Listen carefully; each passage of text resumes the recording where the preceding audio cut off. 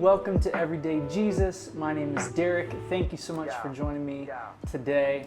Got a little bit of a maybe more difficult topic to discuss today.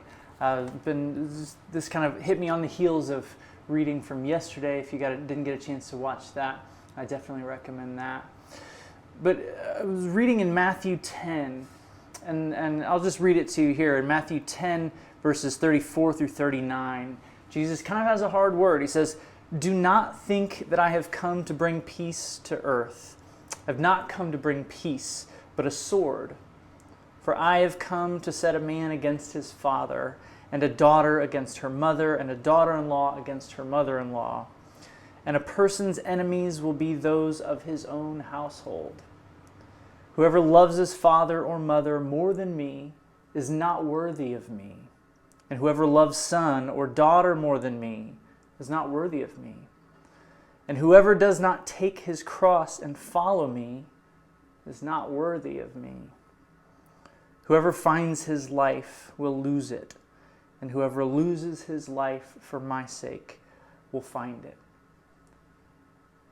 There's some really challenging stuff in this passage, and this is another reminder that if anyone tells you that the easiest decision you'll ever make is following Jesus, or if once you believe in God, believe in Jesus, everything will be good and rosy, and every mountain will lay down for you. This is just not true. Jesus over and over promises us difficulty.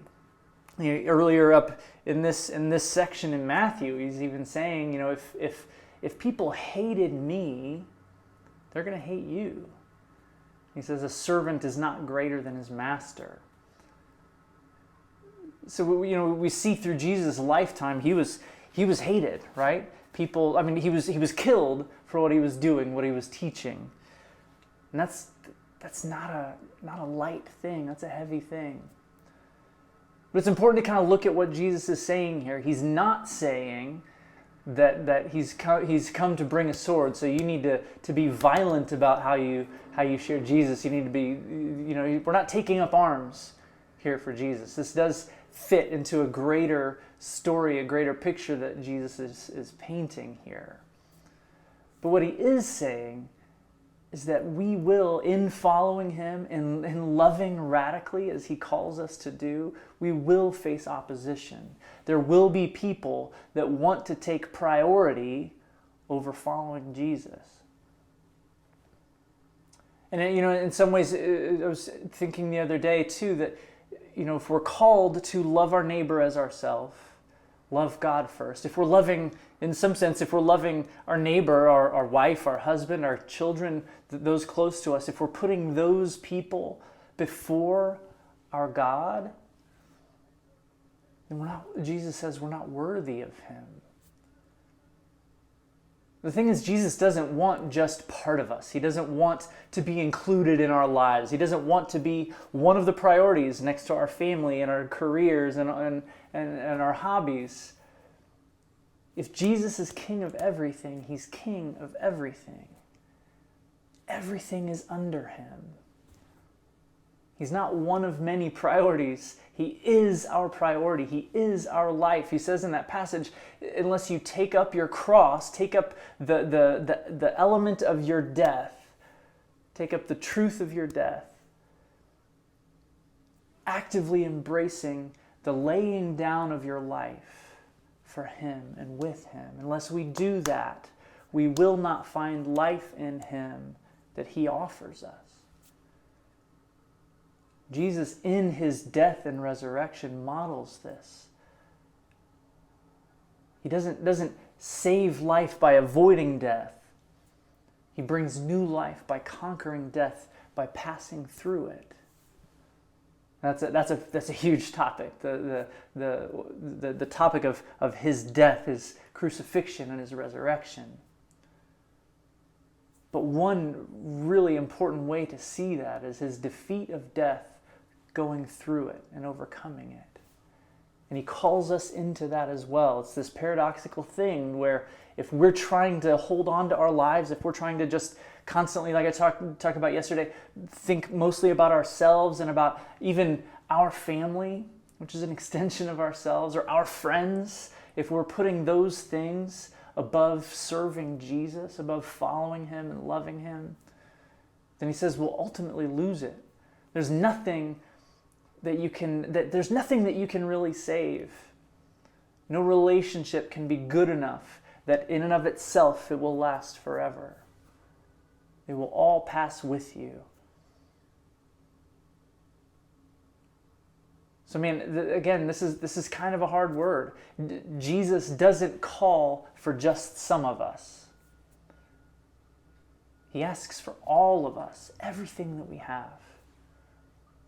And in so doing, in giving everything that we have to him, you'll find that we really receive those things in a fullness that we can't imagine, that we could never have outside of him.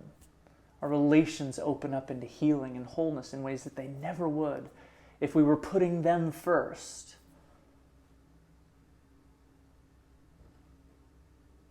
So I want you to think about that today a little bit. Are you laying down your life for Jesus? If you're just in the kind of the beginnings, if you're wading into thinking about what it means to follow Jesus, hear this. This is an important word for you today. Even if you're far down the road of time-wise of what it means to follow Jesus, ask yourself these questions. Have I given everything? Or would I give up following Jesus for the sake of my family? If we are, if we're not obeying the Lord for the sake of our families, maybe we're not worthy of him. But we can. He wants us to. He wants us to be worthy of him. He wants us to give him everything. And we can. And if that's difficult for us, and it is, we can ask for help. Now, this doesn't mean also that you disregard your families, right? That you go and you think, oh, Jesus is sending me here, so I'm just going to reject everyone else and go there. No, keep in balance everything that Jesus is saying here. If I'm following Jesus and I'm giving him everything, I'm putting him above and over all of my relationships, well, then I realize too that I'm commanded to love my neighbors, my family, my wife, my husband, my children, my friends. I'm commanded to love them and lay down my life for them. Jesus says that he's bringing a sword, he's bringing enmity, people are going to be turning against one another. If you're following Jesus, there are going to be likely people that turn against you, that reject you. He says the man's enemies will be in his own household. But then what does Jesus say about our enemies? Again, in that pinnacle verse of the Sermon on the Mount, he says, love your enemies. Bless those who curse you. Pray for those who persecute you. So Jesus is kind of talking, on both sides here. There's a tension that he's presenting here.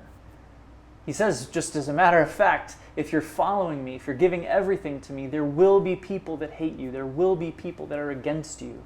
But your job is still to love them even more.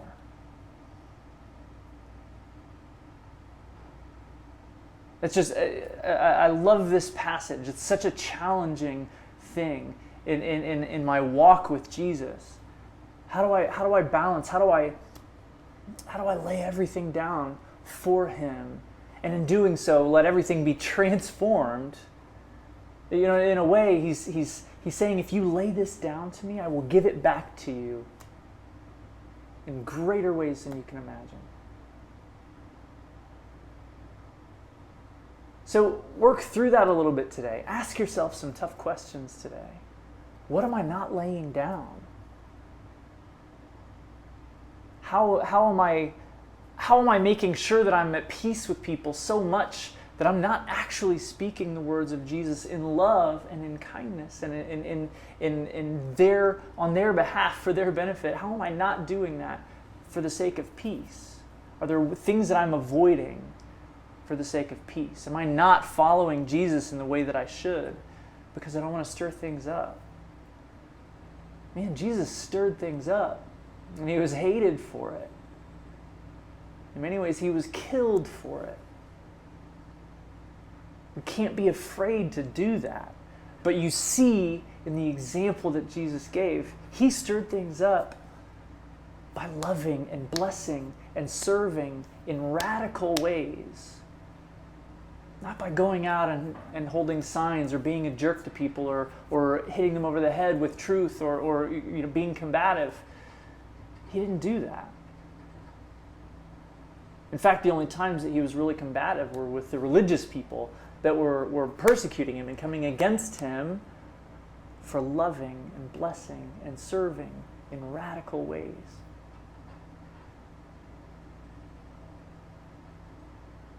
So consider that today.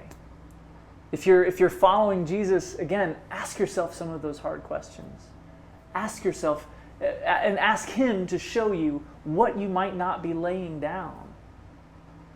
Ask him what good things might be getting in the way of you really serving him, really fulfilling his purpose for your life. Ask him and he'll show you.